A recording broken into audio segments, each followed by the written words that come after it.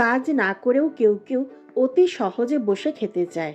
এটা যেমন আজকের যুগে আছে, তেমনি সেই সময়েও ছিল। ফলে চুরি, ছিনতাই, রাহাজানি এইসব সেই সময়তেও ছিল। তবে এখনকার তুলনায় একটু কম ছিল, এই আর কি। তখনকার দিনে চোর ডাকাত ধরা পড়লে তারা এমন শাস্তি পেত যে তারপর বেশ কিছুদিন লোকে ওই পথ মারাতে আর সাহস পেত না। সেই সময় শান্তি শৃঙ্খলা বেশ ভালো রকমই বজায় ছিল। সেই সময় লোকের হাতে টাকা কড়ি কম থাকলেও খেয়ে দিয়ে বেশ সুখেই তাদের দিন কেটে যেত। ডাকাতির গল্প সেইকালে বেশ জনপ্রিয় ছিল।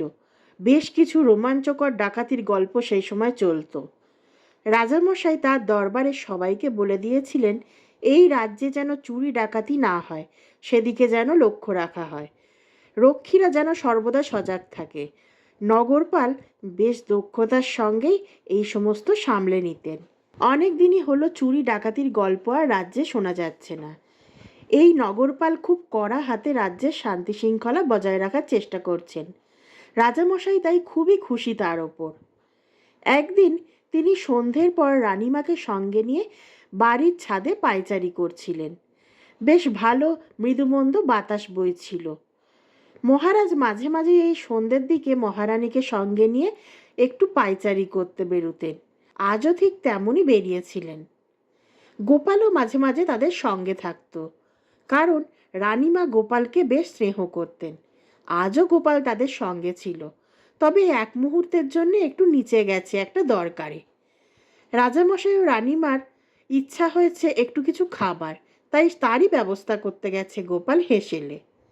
পায়চারি করতে করতে হঠাৎ রাজামশাইয়ের নজর পড়ল নগরের রাস্তায় একজন পথচারী হেঁটে যাচ্ছে, আর তার সামনে জোনা কয়েক লোক কোত্থেকে এসে তার পথ আগলে ধরে জোর করে তার হাতের থলেটা এবং পকেটের মুদ্রাগুলি ছিনিয়ে নিল। তারপর লোকটিকে সজোরে থাপ্পড় মেরে পালিয়ে গেল। লোকটি হতভম্ব হয়ে খানিক দাঁড়িয়ে চিৎকার করে উঠল, ডাকাত, ডাকাত! রাজামশাই স্তম্ভিত হয়ে গেলেন এই দৃশ্য দেখে।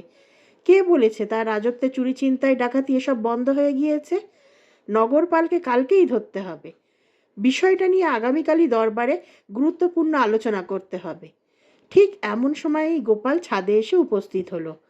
গোপালকে দেখেই মহারাজ ক্রোধে জ্বলে উঠলেন। এ তোমরা কেমন নগর রক্ষা ব্যবস্থা করছো? এই সন্ধ্যাবেলাতেই একদম বাড়ির দরজা থেকে ছিনতাই হয়ে গেল। গোপাল কিছু বুঝে ওঠার আগেই তার স্বভাবসুলভ ভঙ্গিতে বলে উঠল, হুজুর, প্রদীপের তলাতেই তো অন্ধকার থাকে। প্রদীপের আলো প্রদীপের সামনের দিকে, আর তার পেছনের দিক সর্বদাই অন্ধকার থাকে। সেই কারণেই বাড়ির দরজা থেকে ছিনতাই হয়ে গেল। এই ধরনের সুন্দর সুন্দর গল্প শোনার জন্য এখনই আমার চ্যানেলটি সাবস্ক্রাইব করে নিন। আর গল্পটি কেমন লাগলো তা অবশ্যই কমেন্ট করে জানাবেন।